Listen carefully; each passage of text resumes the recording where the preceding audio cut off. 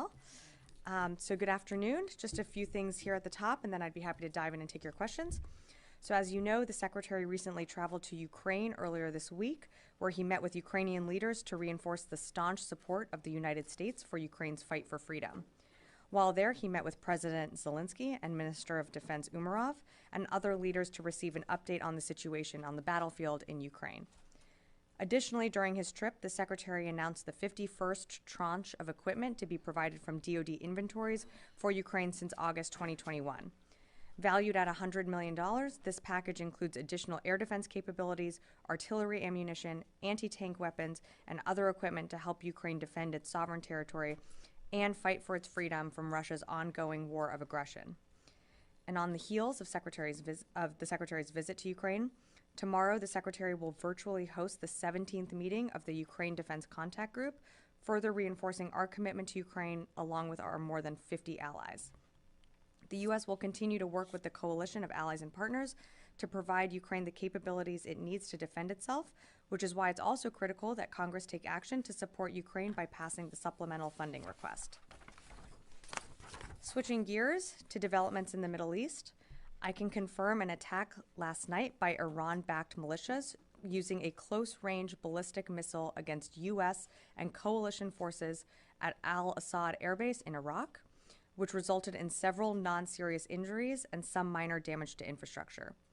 Immediately following the attack, a U.S. military AC-130 aircraft in the area conducted a self-defense strike against an Iranian-backed militia vehicle and a number of Iranian-backed militia personnel involved in this attack. This self-defense strike resulted in some hostile fatalities. And since I know you'll ask, U.S. forces have been attacked approximately 66 times since October 17th, 32 separate times in Iraq, and 34 separate times in Syria. U.S. personnel have sustained approximately 62 injuries, but this does not include any injuries from last night's attack, as they are still being evaluated. And with that, I'm happy to take some questions. Tara, do you want to start us off? Yes, thank you. So we'll start with the strike. Sure.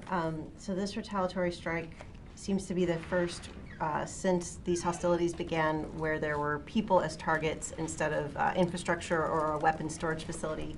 Can you provide any details about why these specific militants were targeted? So I wouldn't say that I was, well, let me take a step back. The militants were targeted because the AC-130 was able to determine the point of origin from where the close-range ballistic missile was being fired upon or fired to the base. So they were able to take action because they saw the militants. They were able to keep an eye on the movement of these militants as they moved into their vehicles, and that's why they were able to respond. I wouldn't say this is the first time we have responded. Again, we don't read out every single time that how a certain system or capability takes down a drone or rocket attack. We have had other cases where we have responded in retaliation when we were able to identify the point of origin. So it's not our first time, but it is just something that has been, of course, publicly reported, and so wanted to make sure that all the facts were out there. So, okay, just to pull on that, Sure. I have one other topic. So you said it's not the first time that you've responded, but I think you've announced basically all these other strikes, and you've said it's been a weapons storage facility or training facility, and if people have been killed, it has been kind of because of the strike, not because they were being targeted specifically. So you're not saying that like these specific militants were targeted? Do you have any idea who these militants were? We know that these are Iranian-backed militia members, but again, just to differentiate, we have taken 3 strikes in self-defense, but those were pre-planned. So just a little different here in terms of the nuance of how we're talking about this self-defense strike that we took. What was it? Early morning, I think, our time, Eastern time. We were able to identify the point of origin of these attacks because an AC-130 was up already in the area and therefore was able to respond.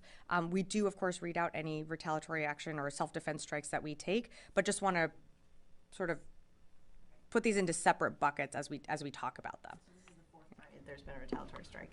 Yes, but again, it wasn't planned. So there was an AC-130 up in the air that was able to identify the point of origin and was able to respond. And then Just separate topic.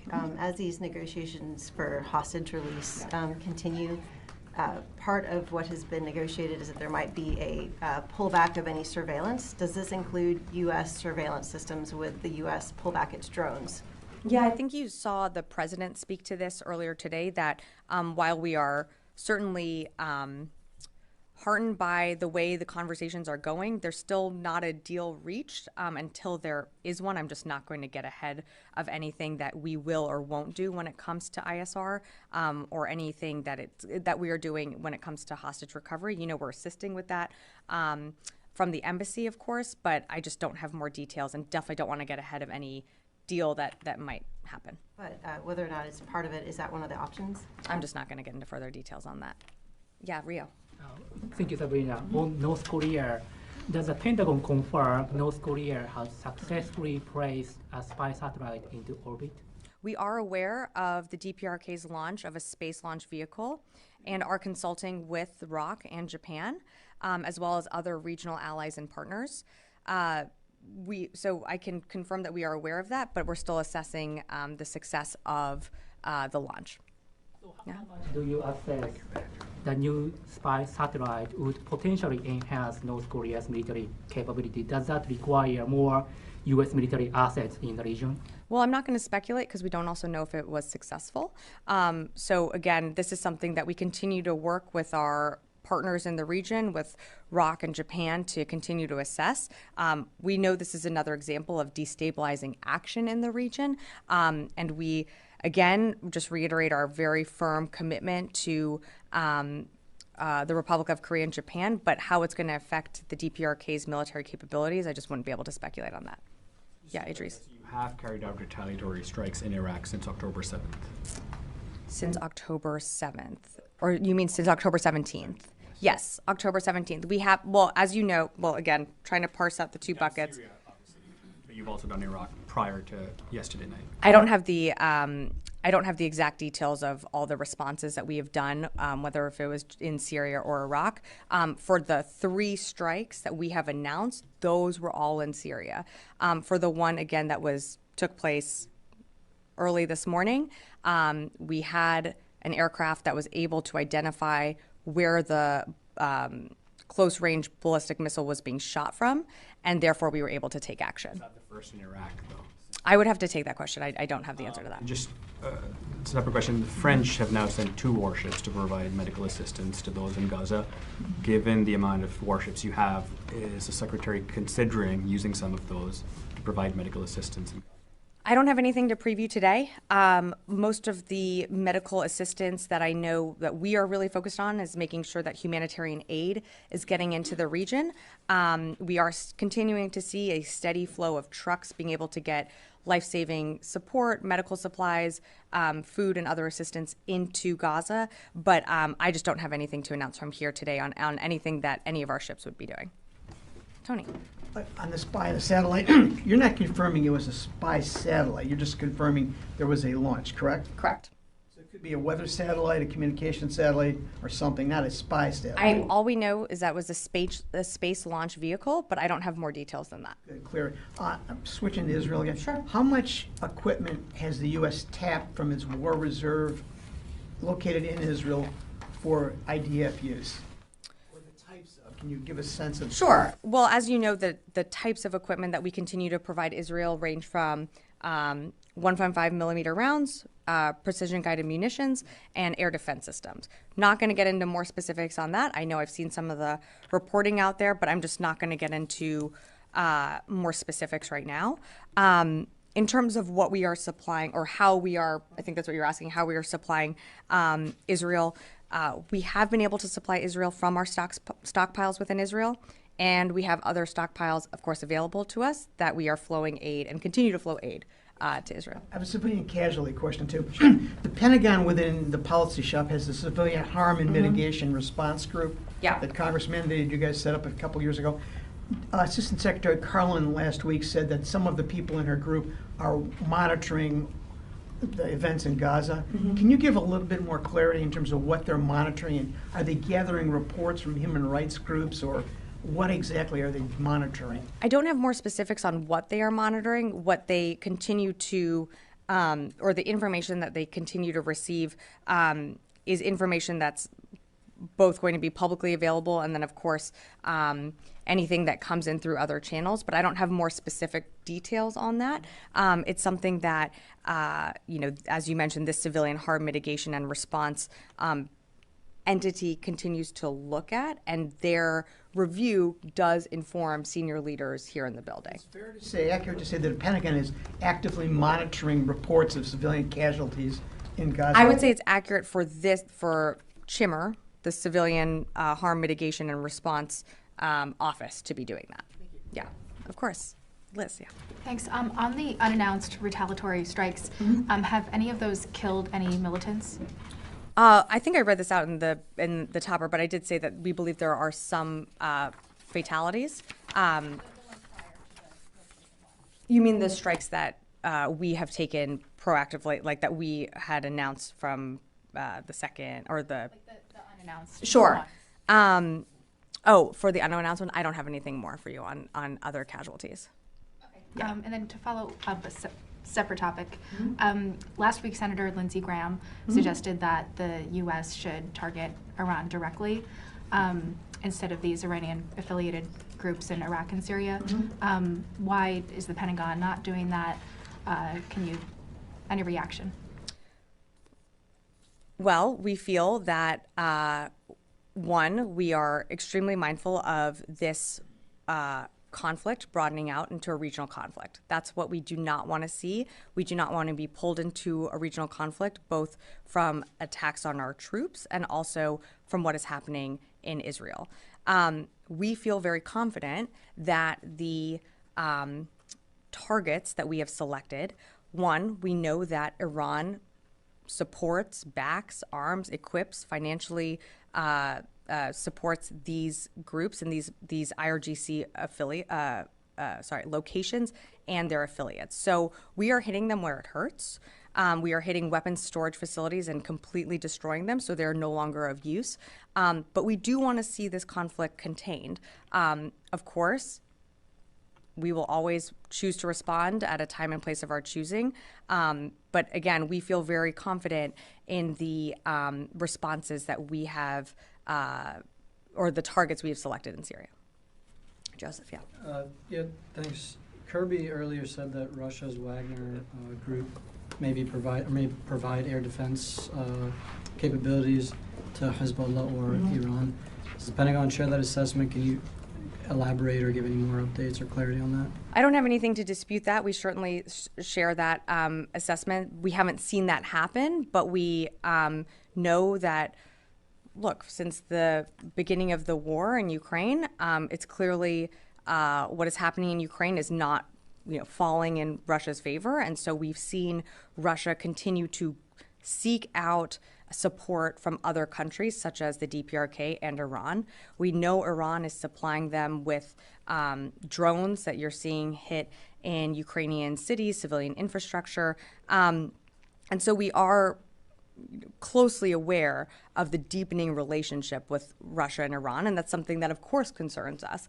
I don't have anything to confirm of any type of transfer of this capability, but it's something that we continue to monitor. Follow up on last week when you guys downgraded intel on the Shifa hospital. Yeah. Is there any more intel that you guys can elaborate or provide to the public on that hospital or other hospitals in Gaza that Hamas was allegedly using as commanding control? Yeah, I don't have anything more to provide today. Sure. Today, 2 journalists were killed in Lebanon. I think marks 3 or 4 that have been killed by the Lebanese army said it was an Israeli strike. Any comment or response? I've seen that reporting, and I know you've asked me about this before, and of course that is awful. We certainly don't condone the targeting of journalists who are covering this war, who are doing their job by reporting. I don't have more information in regards to what the strike I think that you're referencing, but I have seen those reports, and again, just blanket condemnation of any journalists that are doing their jobs on the front lines, reporting on what is happening on the ground in Israel, in Ukraine, wherever it might be. Of course, we don't want to see journalists being targeted like that. Yeah, Fadi. Thank you, Sabrina. I have two separate questions. Sure. On the Shimmer work that you said, like the reports they're collecting, how much is this work informing the Secretary and the Department in terms of support to Israel? It's something that informs senior leadership conversations here, or senior leaders' conversations here, I should say. Again, I'm not going to get into more details on that, but that is something that this department is focused on. And as they assess more material, that gets flowed up through our system here. That, like, at a certain point, will you be able to share the findings or? There's not, I wouldn't say this is like a formal report or formal investigation or task force that's being put into place. This is what this office does, or one of the many functions of this office. And, we're grateful to have it, and it does inform our thinking as, of course, we engage with the Israelis and frankly, all of our partners and allies in any type of situation. So that this office adds incredible value, not just for the U.S., but other circumstances around the world. And finally, sure. Before the land invasion of the northern parts of Gaza, there's been lots of discussions between this department and the Israeli forces about civilian harm mitigation, how to sharing experiences from other wars. Now it seems Israel is signaling it wants to move its operation, land invasion, to the southern parts of Gaza. Mm-hmm. And you do know that hundreds of thousands have been displaced to that area, which is very crowded under severe civilian humanitarian crisis, according to international organizations. Is the DoD currently active in conversations with the Israelis about this potential operation? And do you think escalating the land or incursion will have major risks on Palestinian civilians in the southern parts of Gaza? Well, we know, as you mentioned, the south is where civilians were told to go to flee and move, I should say, relocate from the north. So, of course, it's something that we are in conversations about with the Israelis. It is their operation, and it is something that they will have to speak to. But absolutely, we are having conversations with them. The secretary, I believe, just had another call, or is going to have another call with Minister Gallant today. And it's of course something that in all of our conversations, whenever we talk to our Israeli counterparts, abiding by the law of armed conflict, protecting those upholding those humanitarian laws is extremely important. And that's something that you continue to see reiterated in our readouts as well that we post online. Great. I'm just going to go to the phones real quickly here before I forget. Haley, CNN, I believe you were on the phone. Yeah, hi, thank you. I'm wondering just a couple of follow-ups on the attack last night. Is this the first time that we have seen a ballistic missile used in this way? And then is this also the first time, I know you're saying that we've had these kind of responses previously when we know the point of origin. Is this the first time that we know that hostile forces have been killed, or has that happened in the past?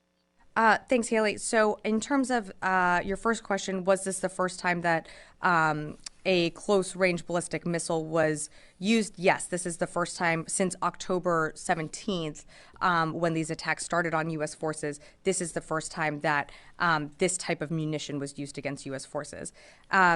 And then on your second questions, in terms of casualties, I believe this is the first time that we are assessing that there were some casualties.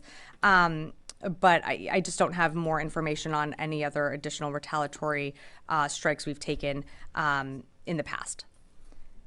Okay, great. I'm going to go to Jeff Shogel, Task and Purpose. Thank you. Can the DoD provide any more information about what exactly is this close-range ballistic missile? Also, can DoD say why the AC-130 had its transponder on while conducting the strike, allowing flight trackers to follow it in real time? Thanks, Jeff, for your question. I'm sorry, this is going to be very unsatisfactory, but I cannot provide any further details on either of your questions. And last one from the phone, Heather, USNI.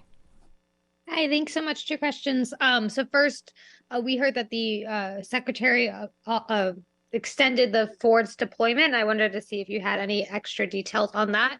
And second, Last week, you referred to the the Gaza Health Ministry with some skepticism when talking about the numbers. And I was just wondering if the DoD is treating the Israeli intelligence with the same skepticism it's treating information that comes out of Gaza. Thanks, Heather, for your question.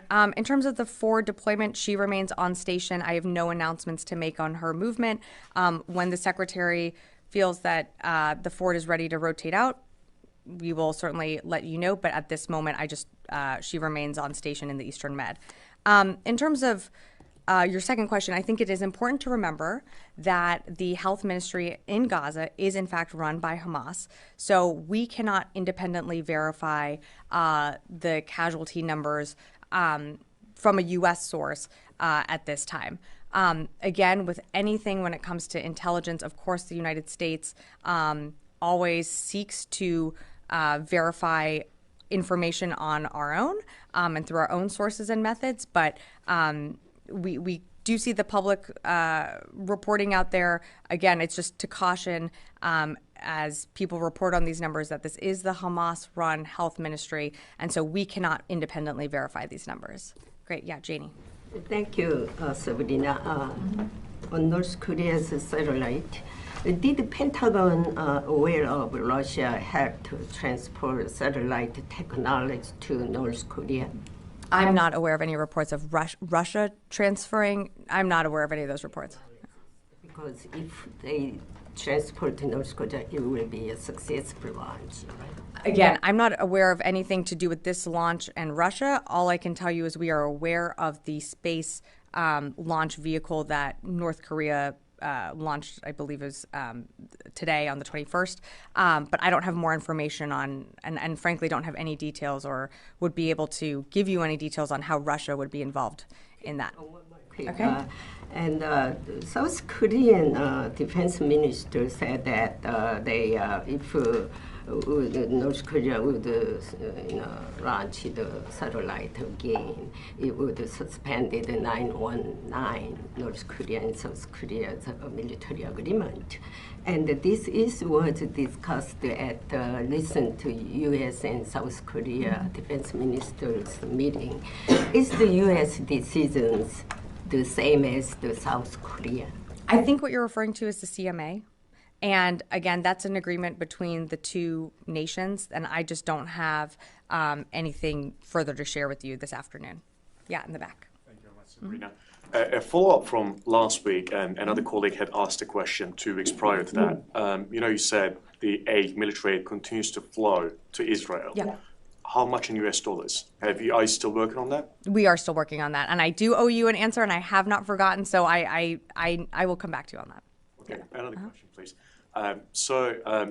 Just like my colleague said, there were lots of conversations between the Americans and the Israelis about mitigating civilian loss of life and how they can responsibly carry out these offensives. And now they're looking to move into the south, where, as you said, so many people, hundreds of thousands perhaps, they've been told to move to. Now, if that's any indication, the invasion of the north, are we expecting another at least 15,000 civilian deaths in the upcoming weeks? Look, I can't speculate on an operation that hasn't happened, an operation that we're not involved in. What I can tell you is in every single one of our conversations from this department, and you've heard from other podiums, and including at the White House, one of the things that we continue to emphasize with our Israeli counterparts is the preservation of innocent lives. That is something that you see consistently, not only in our readouts, but both publicly and privately, we continue to emphasize. I can't speculate on what's going to happen in the South. Again, I'm just going to say that we remain in near daily contact with our Israeli counterpart, with the Secretary's Israeli counterpart. I'm not going to characterize how. Again, we're not going to armchair quarterback this. We're not on the ground. This is not our operation. But I think it's important that I reiterate here that in any of our conversations, we always are emphasizing the need to preserve innocent civilian lives, to be precise with any operation, and of course, to uphold the laws of armed conflict. Yes? One follow-up. Can you give us any sense of how many unannounced counterstrikes there have been since October 17th? You mentioned the unannounced strikes. Just any data around how many there have been? I'm happy to take that question. I just don't have that in front of me. But again, I just don't want there to be a focus on these particular self-defense strikes, because it happens, again, if we can identify a point of origin in the moment, we're going to take action because it is in self-defense. And so I just want to, I know Tara had asked about this, but just trying to separate out the three, and I'm trying to remember the dates here off the top of my head, but the three strikes that we had announced, which was on the 26th, the 8th, and the 12th. Again, those were pre-planned in advance, targeting specific facilities and infrastructure that we know these IRGC affiliate militias use. The kinetic action that you saw last night that the U.S. military took was, again, in response to a direct attack happening on our base. And you pointed out that there have been 66 attacks by Iranian-backed militia groups on U.S. coalition forces since October 17th. Why aren't these U.S. counterstrikes working as a deterrence strategy? Well, I would push back on that. I know 66 is a high number, but again, we have days sometimes where we don't have attacks.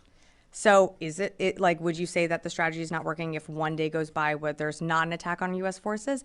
I'm not saying that that's the way to caveat it, but what I am saying is that we don't want to see this conflict widen out. We will respond when we feel at the time and place of our choosing that we need to respond. We have 3 times already. We did again last night. I wouldn't say that, again, it's not working. I would say that we are being very deliberate in our strikes and what we target.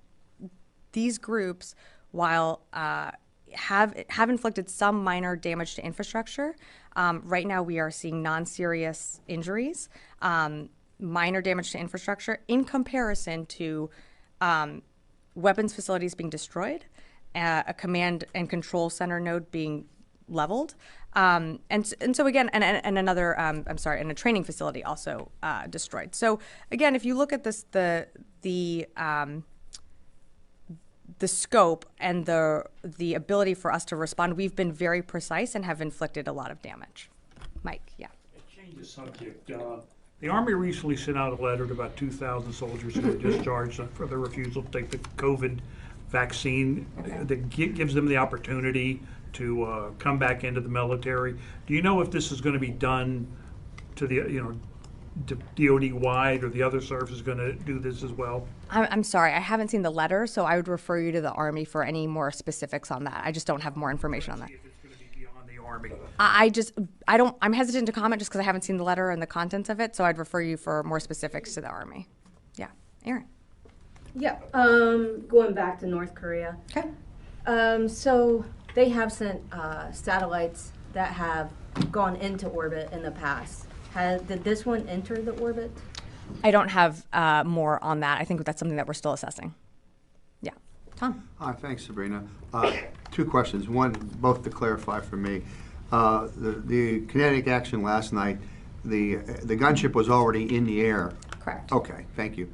And on what Mike was asking about the letter that may have gone out to others to get back service personnel, there's been reports that the action by the Pentagon was illegal because the COVID vaccine had not yet been approved by the FDA. Have you heard anything about this? I'm sorry, I have not. Okay, thanks. Yeah. Brandy. Yeah, thanks, Sabrina. Just a quick follow-up on the North Korea satellite. Have you guys assessed specifically if it's a military satellite at this point? Nope. All I have for you is that we know is a space launch vehicle, but that's all I have. Yeah. Chris, yes. Thanks, Sabrina. On the matter in Gaza, of course, the whole Gaza Strip is one of the world's mostly densely populated areas. And with the people going southward, the population density is increased even more in the south. So I know you said it's not our operation, but it's your weapons that the Israeli government or the army is using there. So the last week you said that even though you are providing these weapons with no restrictions, but still you are following if any weapon given by the United States to any ally around the world should be used according to the international law and to look for the humanitarian issue as well. So in this frame, do you have any special contact with your Israeli counterpart, and do you follow up to avoid any civilian casualties, increased civilian casualties, since the numbers are bigger than before in the South now? Yeah, so thanks for the question. And there's, I think, two in there, so just taking them apart. Again, with any partner or ally that we give or we supply our military weapons to, we expect them to follow the laws of armed conflict that we ourselves do as well. We expect them to uphold humanitarian laws. So when I think you were paraphrasing a bit of what I said, while we don't put conditions on how they are used, we do expect them to be used in accordance with how we would use them as well. And so I think that's an important distinction to make. And then I think your second question was on the population and the potential operation that could happen in the South. If I'm using these weapons there on a higher density population in the South could create a bigger risk than before. So right. Sorry, that's right. That's not something that we want to see, of course. We want to see, we know that there are innocent civilians that have moved from the north into the south of Gaza, seeking refuge, seeking security. And so, again, it's something that the Secretary continues to speak with Minister Galan about the need to protect innocent civilians. And again, I don't want to get ahead of anything. We haven't seen an operation happen.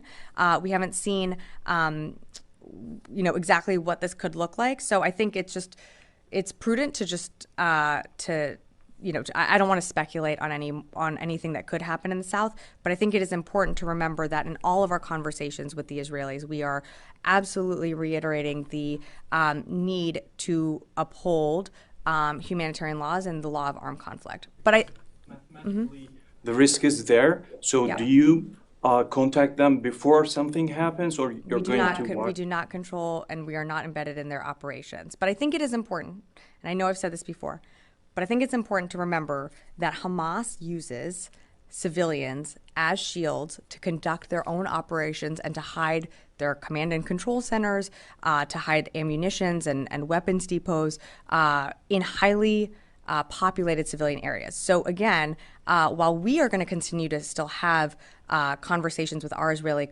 counterparts about the need to protect and preserve innocent lives, we can't forget that Hamas is putting innocent people at risk. Matt. Thank you, Sabrina.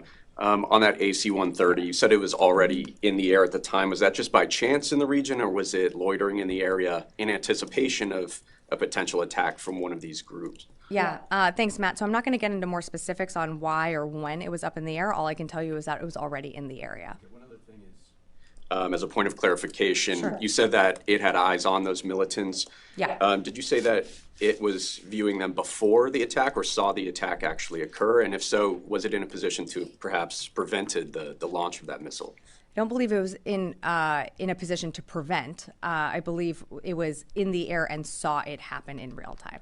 Yeah. Thank you. So John Kirby also said today that Iran is considering providing Russia with ballistic missiles for use in Ukraine. So would the US and partners consider providing Ukraine with more advanced capabilities to defend itself properly in this? Thanks for the question. I'm aware that we continue to be concerned that Iran could provide ballistic missiles to Russia for use within Ukraine, but we feel confident that, well, one, we haven't seen it happen yet. Two, we feel very confident in the aid and the capabilities we have been able to provide Ukraine to date. And you're seeing them employing them effectively on the battlefield. They are using, whether it's our HIMARS, we just announced another HIMARS system that was in the last package that the Secretary announced. They have, tremendous air defense systems as well. So we feel very confident in what we have been able to supply Ukraine to make progress on the battlefield. I have another one. So ABC reported today that the U.S. deliveries of artillery shells to Ukraine have fallen by more than 30% since the Israel-Hamas war began, according to a Ukrainian official. So could you confirm that? And if true, doesn't mean that Israel-Hamas war does affect U.S. ability to sustain Ukraine's immediate needs on the battlefield. Yeah, I saw that story. Look, I would push back on that assertion. We have been able to supply Ukraine with what it needs during its counteroffensive, and we will continue to supply Ukraine with what it needs as it heads as we head into winter. We are able to do that, and we're able to support Israel in what it needs to defend itself in its war with Hamas. We feel confident we can do both, and we're going to continue to do both. But let me just take this as a moment to reiterate that we need Congress's help. We cannot do this without congressional or Congress passing the supplemental bill, which we submitted months ago, and that is a need for urgent emergency assistance. And that's not just for Ukraine, that's also for Israel, for also the Indo-Pacific. And so the only way that we can continue to support Ukraine is if also Congress passes that urgent supplemental that we requested. Yeah, just a few more here. Yeah. Sabrina, if I could just ask a follow-up to Matt's question Sure. about the AC-130 strike in Iraq. Was the aircraft in the air because of any indications of a potential threat to U.S. personnel in the area? Yeah, I appreciate the question, but I just can't get into any more further details on that. Yeah. The department ruled out any preemptive strikes on Iran-backed militias in Iraq in order to prevent or to defend U.S. personnel against an imminent attack? We have not taken anything off the table or ruled anything out. That's something that is a decision that the secretary makes and recommends to the president, who of course makes the ultimate decision. We have a range of options. We know that, of course, these groups have targeted our forces in both Iraq and Syria. We feel right now that we have taken appropriate action to decimate some of their facilities and some of their weapons. But again, we always reserve the right to respond at a time and place of our choosing. Speaking of these strikes last night by the U.S., that did not go all the way up to the White House for approval. That was in direct response to attack happening on the base. So we saw, as mentioned, the AC-130 did observe the attack and was able to take immediate action. That's something that at a commander level, of course, if you're under attack and you're able to respond, that's a decision that can be made at that level. Constantine. Thanks, Sabrina. Just a quick follow-up on the Ford. I mean, it looks like the ship is going to be will have been on deployment for about 7 months at this point. Is there a maximum length of time that the Secretary is willing to keep the Ford on station and deployed? Again, I don't have anything for you on that right now. It's the Secretary's decision. He will make that when he determines that it's time for the Ford to come home. Right now, she remains in the Eastern Med and will be there until he decides that she needs to come back. Okay, Janie, I can take one more, and then I gotta wrap up. Thank you so much, Sabrina. Do you think North Korean satellite launch is a violation of the UN Security Council resolution? Yes, and the NSC, I believe, put out a statement saying that as well. We've said that before from the podium. These launches, again, are destabilizing. They violate UN Security Council resolutions, and I'll just leave it at that. But before I wrap, did you have a question? Okay, great. Before I wrap, just two things. Want to wish everyone a happy Thanksgiving. I know that it's been a busy few weeks, and so I know this department is incredibly grateful for our service members serving abroad, our civilians also serving abroad, and their families as well. Thinking about them during this Thanksgiving holiday, and I hope all of you have a great Thanksgiving. And then last note, our Chief of Staff, Jess Kosmiter, is leaving us. She will be going to the NSC, and so it is very sad that we are seeing her leave, but she's off to big things, and I'm sure you'll be working with her over there. And with that, I will wrap up.